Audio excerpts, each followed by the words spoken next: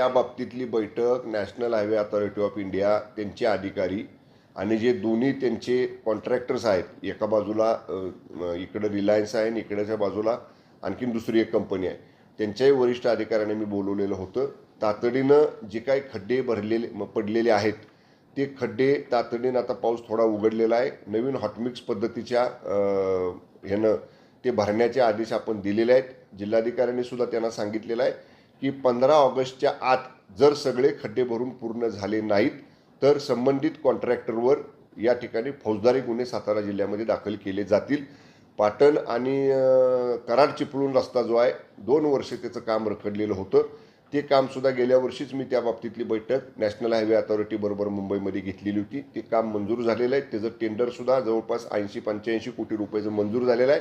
15 दिवसात ते सुद्धा काम सुरू करायचं आज त्या संबंधित अधिकाऱ्यांनी बैठकीमध्ये मान्य केलेलं आहे.